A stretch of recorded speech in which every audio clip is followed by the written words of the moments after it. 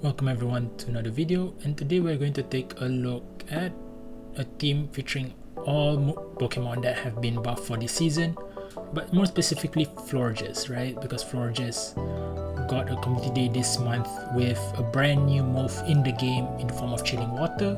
So it is a 45 energy move that has an automatic that is guaranteed -1 attack on the opponent, which means that it is very good in terms of negating the attack coming from your opponent and makes it have a very good coverage versus steel types that would naturally wall its standard moveset before that, right?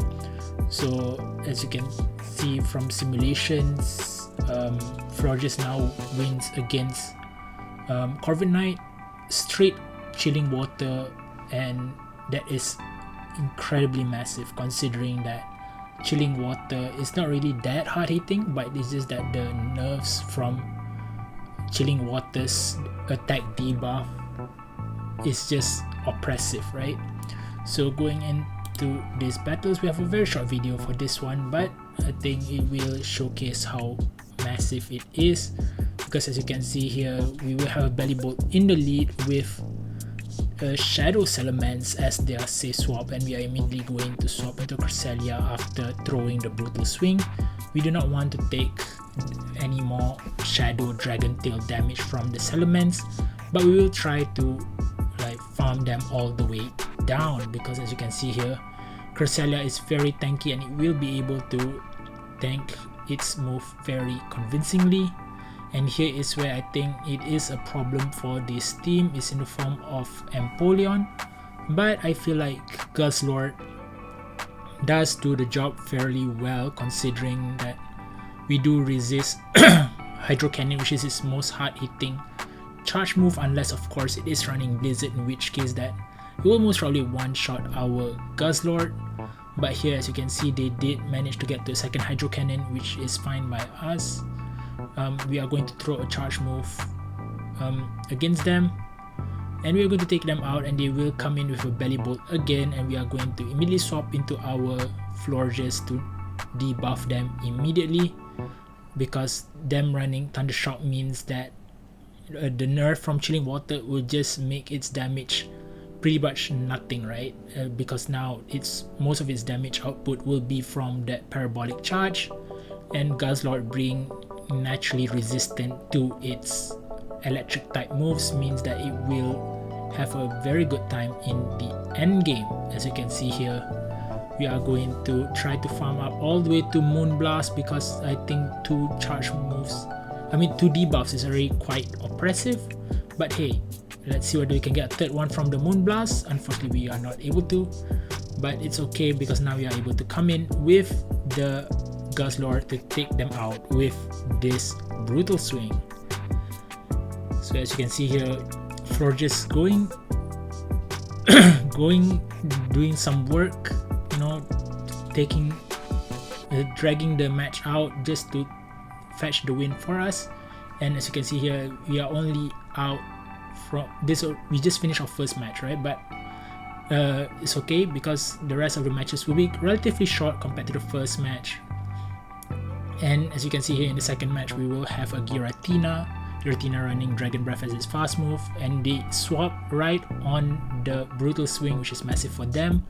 Unfortunately for them, we will have a Cresselia as the answer for Wall Rain, and we are able to tank quite a bit of charge moves, and they throw a second Icicle Spear, which is still fine by us, but unfortunately it was a charge attack priority. If it wasn't, then we would have gone for another 2 Grass Knots and get to throw the charge move against them and bank that energy. But we're still able to get to a charge move against this Giratina, and we will be trying to farm them all the way down. And the peculiar thing is, they did throw Ancient Power against us, and they did get a buff, which means that there is a high possibility that they are running something that has a higher damage output, right? Like something like a Shadow Force, which this Giratina has. And as you can see here, we are going to shield the first one, and it was a Shadow Force, which means that the opponent just wasted a lot of energy, and there goes their game. And going into the third battle here, we will have a Guzzlord in the Guzzlord versus a Licky, sorry.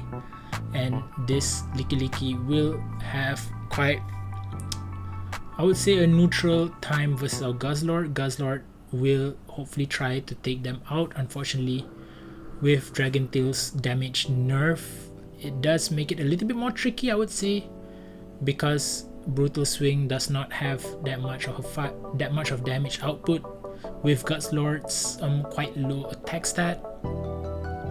And here we are going to shield it just in case it is an earthquake, because there is a potential that it will be an earthquake. But here they immediately throw another one, which means that we are going to not shield it because it will be a body slam. So as you can see here, some matches will be like very slow because these Pokemons are quite tanky, but once it does ramp up, when Florges comes in, the matches do start to get very interesting. So as you can see here, we are going to let the first Glaciate go, but Glaciate will not do as much against us. And here we are going to throw a Moonblast straight away, and hopefully they don't shield it. And they don't, which means that we will take them out, and we will throw a Chilling Water against them. Unfortunately, it wasn't very good timing, but it's okay because now we will have a shield each, and they will have no chance to reset the debuff. I'm sorry. So we are going to come in with our Cresselia and to tank the moves, and they will forfeit the game again. And I believe this is the last battle of the video. So yeah, we are going to be meeting against a Tentacruel, which is very iffy for us because it has an option between Poison Sting and Acid, both of which do relatively the same amount of damage. And yeah, if we don't shield the Blizzard, it just means that it is game over for us. But good for us now because we shield their Blizzard on the first one, and in here we did not count it properly, and we had to shield the second time around, and they will throw a second Blizzard, which is not ideal because now we are 2 shields down. And of course we have 3 healthy Pokemons right now, but it is not looking very good. And as you can see here, they will be coming in with a Donphan, which is incredibly spicy. You don't see Donphan in the Ultra League that often, and because they show us the play rough, we will try to not come in with Guzzlord, right? Because we know Donphan has a higher attack stat. Unfortunately, they will have Galarian Weezing in the back, which means that it is most probably a game over for us because they will have Sludge to take advantage of our Fairy type moves, and Guzzlord's moveset will only do neutral at best with Sludge Bomb. Dragon Tail and Brutal Swing will be resisted, which is not very good for us. We are trying to get to a charge move against them just to take their shields. Unfortunately, we are not able to do so, which is bad for us. Now we are not able to take them out or have a switch in, right? So, and hopefully this is enough, but unfortunately it's not. So yeah, as you can see here, a Sludge Bomb, we are hoping that it is enough for the win. Unfortunately it's not.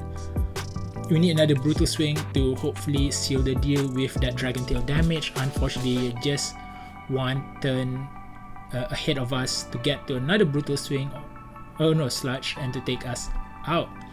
So as you can see that Florges doing in some work, Florges ramping up the pace of the game for this team, but it does also grind the opponent's attack to a halt.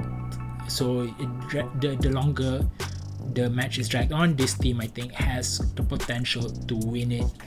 And yeah, so let me know what you think about Florges. Was this community day one of the better ones in recent times? And yeah, hopefully I will be a bit more consistent with videos going forward. I'm sorry that it was quite there was a few videos lacking, I would say, in the past week or so, but I will try to improve on that. And as always, thank you very much for everything, and I'll see you in the next one.